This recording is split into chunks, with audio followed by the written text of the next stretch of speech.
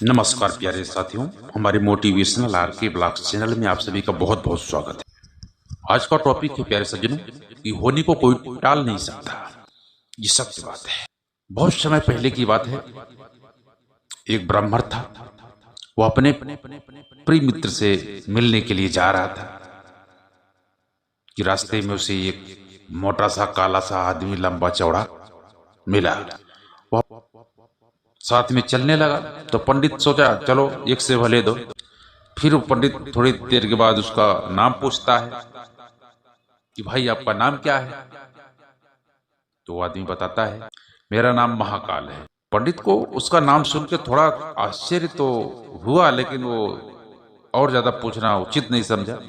प्यारे सज्जनों, हमारे मोटिवेशनल ब्लॉग में आप सभी का बहुत बहुत स्वागत है। आप लोग जो है कहानी को ध्यान से सुनिए। आज आपका संशय पूरा क्रिएट हो जाएगा, साफ हो जाएगा कि होनी को हम टाल नहीं सकते और होनी किस प्रकार से घटित हो जाता है जो घटना होने को है, और आदमी किस तरह मजबूर हो जाता है, और प्रकृति का जो नियम है इसमें दखल अंदाजी करने से क्या परिणाम होता है, ये सब आज इसमें आप जानने वाले हैं। तो प्लीज आप लोग हमारे साथ बने रहें। आप लोगों से हमारा निवेदन है कि आप लोग वीडियो पूरा देखें। पूरा वीडियो देखेंगे तो आपको सच्चा ज्ञान और सही बात समझ में आ जाएगी।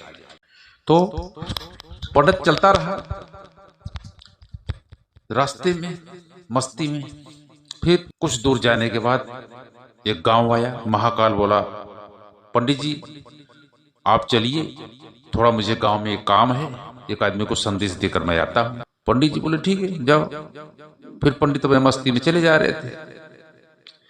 तभी देखते हैं कि थोड़ी दूर एक आदमी को एक भैंसा मारता है और वो आदमी मर जाता है, और उसी क्षण फिर महाकाल आ गया, पंडित के साथ चलने लगा। थोड़ी दूर जाते जाते फिर काफी देर हो गई, रात्रि हो गई। एक छोटा सा मंदिर दिखाई पड़ा। पंडित जी सोचे कि यहीं विश्राम कर लूं।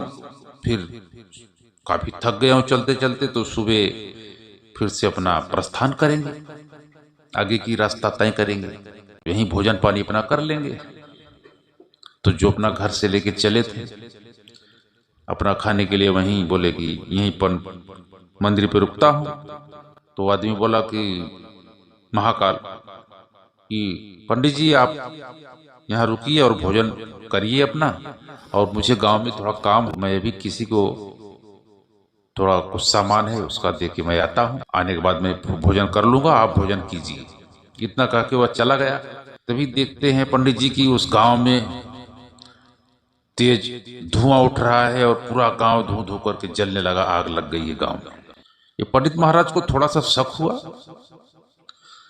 कि ये महाकाल जहां जाता है वहीं कुछ न कुछ गड़बड़ होती है, कोई न कोई घटना हो जाती है।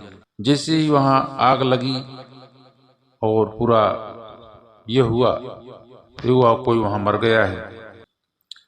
अब पंडित जी देख रहे हैं जैसे ही वहां कोई मरा, उसके थोड़ी देर के बाद महाकाल पास में खड़ा था। पंडित जी आश्चर्य भरी नजरों से उसकी तरफ देखने लगे, फिर कुछ बोले नहीं। सुबह अपना रास्ता प्रस्थान किए। थोड़ी दूर जाने के बाद तीसरा गांव आया।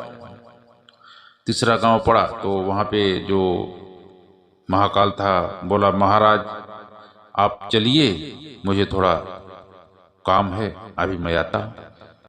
इस गांव में किसी से मिलना है हमको। तो पंडित जी बोले जाइए। पंडित जी बोले जाइए, लेकिन मन में सोच रहे थे बोल के कि ये जहां जाता है तहां गड़बड़ होता है। और जैसे ही महाकाल गया तब तक पता लगा उस गांव में रोने पीटने की आवाज आने लगी। कुछ लोग बोल रहे थे कि सांप ने किसी को डस लिया और वो मर गया। पीछे देखे तो महाकाल खड़ा था। तुरंत अब जो है महाराज से, पंडित जी से रहा नहीं गया। पंडित जी आखिर पूछ ही ली कि आखिर तुम सच सच बताओ तुम हो कौन। महाकाल मुस्कुराया और बोला महाराज आप अब तक आपने हमको पहचाना नहीं, मैं यमदूत हूं। जिसकी मृत्यु आ जाती है तो यमराज की आज्ञा अनुसार मैं यहाँ पे आता हूँ लोगों का प्राण हरण करने के लिए। मैं तो सोचा आप ज्ञानी हैं, ज्ञानी के साथ रहने से फायदा होता है और कोई हानि नहीं होती है। आप इतना देर तक हमको समझ नहीं पाए। पंडित जी बोले नहीं मैं समझ तो रहा था, लेकिन आपके मुख से सुनना चाहता था। थोड़ा सा मन में उथल पुथल थी तो जिज्ञासा हमारी थी पूछने की तो हम पूछ लिए। और बोले अच्छा तो बताइए अब किसकी मृत्यु है।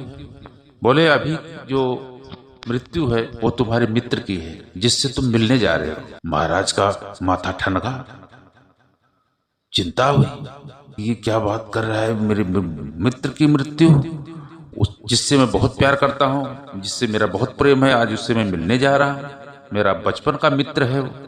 तो पंडित जी सोचे कि मैं अब एक काम करता हूँ, अपने मित्र से मिलने जाता ही नहीं हूँ, मैं नहीं जाऊंगा, और अपने मित्र के मृत्यु का कारण भी मैं ही हूं, तो मैं जाऊंगा ही नहीं।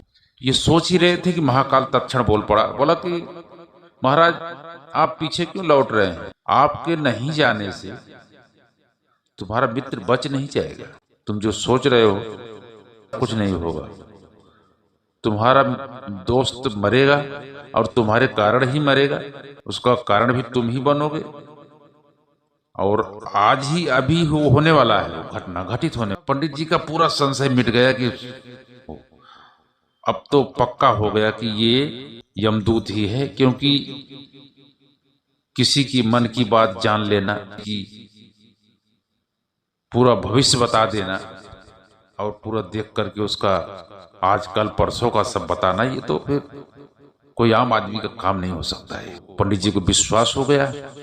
तब पंडित जी जैसे ही पलट के देखने लगे तो देख रहे हैं कि उनका दोस्त दौड़ते हुए इन्हीं तरफ लपका चला आ रहा था। सोचे अरे ये तो मेरा मित्र है, ये भी बढ़े मिल लो। पास पहुंचते पहुंचते मित्र गिरा और मर गया।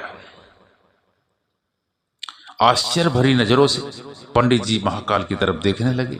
महाकाल बोला कि ये होनी था, आज इसका मृत्यु होना था तो हो गया। पंडित जी बोले कि ये तो ऐसा लग रहा है जैसे काफी टाइम से हमारे पीछे चल रहा। बोले हाँ, वो काफी टाइम से तुम्हारे को आवाज दे रहा था और तुम्हारे पीछे चल रहा था, करीब 2 गांव से ही तुम्हारे पीछे से है, और ये तुम्हें आवाज दे रहा था, और बुढ़ापा अवस्था में जवानी वाला ताकत रहता नहीं, दौड़ के तुम्हारे पास पहुंच नहीं पाया, और अपाहिज होने के नाते परेशानी हो रही थी चलने में उसको, और दूसरा नंबर बात ये गूंगा है तो बोल भी नहीं पा रहा, तुमको आवाज भी नहीं दे पाया, तो इसलिए तुम तक वो पहुंच नहीं पा रहा था, और इसी जद्दोजहद में जल्दी पहुंच जाऊं, तुमसे मिल लूं, और इसी चक्कर में वो अपने जितना उसके अंदर साहस है उससे भी ज्यादा साहस लगा करके तुम्हारे तक उत्सुक था पहुंचने के लिए, और दौड़ धूप मचाया और ज्यादा मेहनत किया, जिसकी वजह से इसको हृदयाघात हुआ और ये मर गया। तो अपने आप को पंडित जी संभाले, समझ गए कि मृत्यु तो अटल सत्य है, सबको होना ही है। फिर उनको जिज्ञासा हुई कि मेरे अपने मृत्यु के बारे में पूछूं, तो वो तुरंत यमराज के दूत से पूछे कि महाकाल बताओ मेरी मृत्यु कब होगी।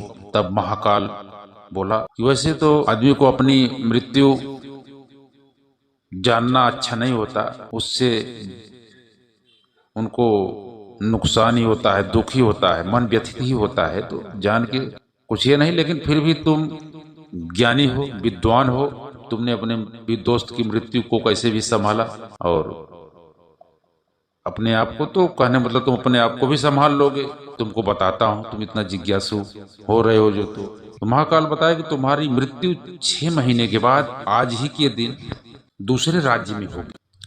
तो पंडित जी ये सुन के थोड़ा सा व्यथित जरूर हुए, तो सोचने लगे चलो कोई न कोई तो उपाय शायद निकलेगा। फिर पंडित जी पूछे कि मेरी मृत्यु दूसरे राज्य में होगी और किस कारण से होगी। तुम्हारी मृत्यु दूसरे राज्य में होगी और फांसी की सजा तो राजा तुमको सुनाएगा दूसरे राज्य का, फांसी लगने से तुम्हारी मृत्यु होगी, और फांसी तुम खुद खुशी खुशी स्वीकार करोगे और हंसते हुए स्वीकार करोगे। सबसे बड़ा आश्चर्य की बात कि कोई मरता है तो दुखी होता है, यहाँ पंडित खुशी खुशी स्वीकार करेंगे। ये बात सुन के बड़ा आश्चर्य हुआ पंडित को भी। और मेरे प्यारे सज्जनों, आप लोग जो हमारे चैनल में नए हैं, हमारे चैनल को सब्सक्राइब करके बेल आइकन प्रेस कर देना, ताकि हमारा अगला नोटिफिकेशन आपको मिलता रहे। तो कहानी में हम आगे बढ़ते हैं प्यारे सज्जनों। वो महाकाल इतना कहकर फिर जाने लगा, क्योंकि अब उसका कोई प्रयोजन नहीं था पंडित के साथ चलने का। और पंडित अपने घर आया। घर आया तो वो अपने राज्य के राजा से जाके मिला और वो सोचा कि राजा से मिलूंगा तो कोई इसका उपाय शायद निकल आए। पंडित बहुत विख्यात विद्वान पंडित था। राजा ने जब उसका सुना, राजा को भी बड़ा आश्चर्य हुआ कि पंडित को हमारे पुरोहित है, इसकी मदद करनी चाहिए। महाराज राजा ने पंडित को अपने ही राजमहल में ठहरने का उनको आदेश दे दिया और उनकी पूरी सुरक्षा मुहैया कराया। पंडित जी कहीं भी जाएं तो उनके साथ में 2-4 सैनिक साथ में जाओ, कहीं भी आने जाने का इनको व्यवस्था जरूरी हो तो जाए, नहीं तो कोई बात नहीं, अंदर ही उनको सारी सुविधा दी जाए, ऐसा व्यवस्था राजा ने कर दी। धीरे धीरे करके 6 महीना बीत गया और जिस दिन मृत्यु थी उस दिन पंडित को नींद नहीं आई। तो पंडित को नींद में चलने की बीमारी थी, जिसका पता खुद पंडित को भी नहीं था। और जब पंडित को भी पता नहीं था तो उसका उपचार और कोई बात तो कुछ सवाल ही नहीं पैदा होता। तो पंडित रात में, और अच्छा ये बीमारी का ये भी कारण है कि जब ये नींद नहीं पूरी होती तो ही नींद में चलने की बीमारी उत्पन्न होती है, इसका जो है दौरा पड़ता है। तो उस रात को पंडित नहीं सोया ठीक से, तो उसको रात को दौरा पड़ गया नींद में चलने की। तो वो नींद में उठा और सीधा अस्तबल की तरफ चला गया। अस्तबल के पास गया तो वहां से जो सबसे तेज चलने वाला घोड़ा था, उस घोड़े पर सवार होकर वह तुरंत प्रस्थान कर गया और देखते देखते कुछ देर में पहुंच गया अपने राज्य के सीमा से बाहर और दूसरे राज्य में प्रवेश कर गया। वहां जाता है तो सीधा राजमहल में चला गया, क्योंकि रात्रि का अंतिम प्रहर था, इसलिए सभी वहां के लोग सब सो गए थे, कोई रोक टोक नहीं किया और सीधा राजमहल में शयन कक्ष में राजा के चला गया। तो वहां पे जो है रानी और राजा दोनों सोए थे। रानी के साइड में जाकर के ये पंडित भी सो गया। सुबह हुई, राजा जब उठा तो पंडित को अपने रानी के कक्ष में बाजू में सोया हुआ पाया। तो राजा बहुत दुखी हुआ और गुस्सा हुआ, ये पंडित यहाँ कैसे आ गया, इसकी हिम्मत कैसे हुई। तो बहुत उसको डांटा फटकारा। उसके बाद उसको सुबह सभा में फांसी का आदेश दे दिया कि उसको फांसी दे दिया जाए। पंडित फांसी का आदेश सुनकर बहुत ही घबरा गया, लेकिन वो सोचा मरने से पहले राजा को भी बता दूं। तो बोला कि राजन, ऐसा है कि मैं अपनी मर्जी से यहाँ नहीं आया हूँ, मुझे पता है आज मेरी मृत्यु है और आज मृत्यु के कारण ही हमको यहाँ फांसी मिले। बोले कि तुमको कैसे पता है? तब वो सारा वृत्तांत अपना जो हुआ था उसके साथ यमदूत ने जो बताया था सारा कुछ उसने बता दिया, 6 महीने पहले की घटना से। राजा सोचा शायद ये मृत्यु के भय से झूठ बोल रहा हो, पता नहीं इस बात की सत्यता क्या है। उसको प्रमाणित करने के लिए वो अपने कुछ सैनिकों को भेजा कि उस राजा के पास जाओ तो लोग पता लगाओ कि बात में कितनी सच्चाई है, क्या सच में वो संरक्षण दिए थे राजा इसको और इसकी तकलीफ के बारे में सब जानते थे।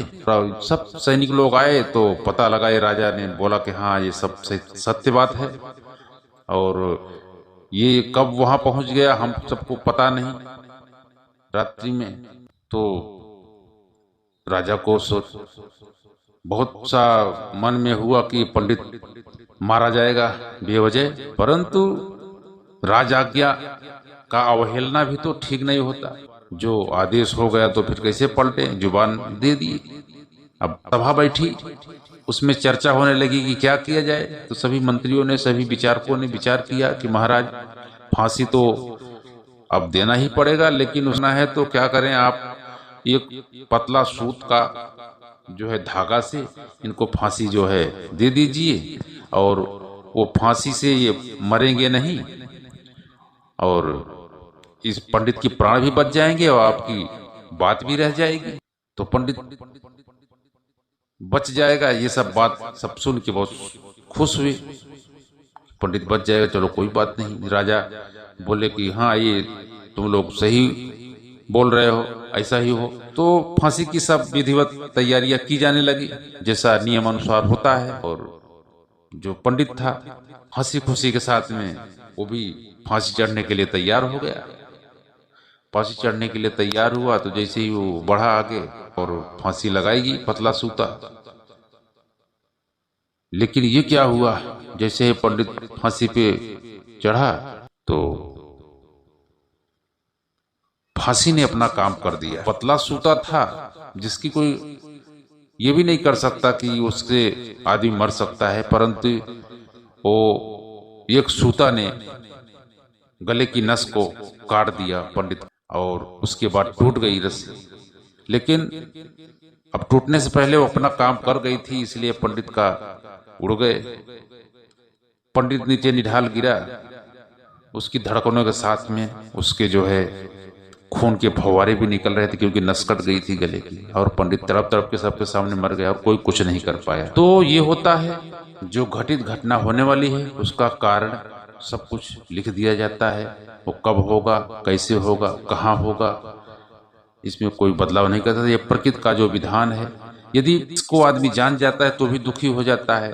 पंडित नहीं जानता कि मेरी 6 महीने बाद मृत्यु होती तो शायद राजा के यहाँ बंदी बन के नहीं रहता, 6 महीना बिंदास जीता और हंसी खुशी के साथ बिताता, नहीं तो वो कैदी बनकर रहा।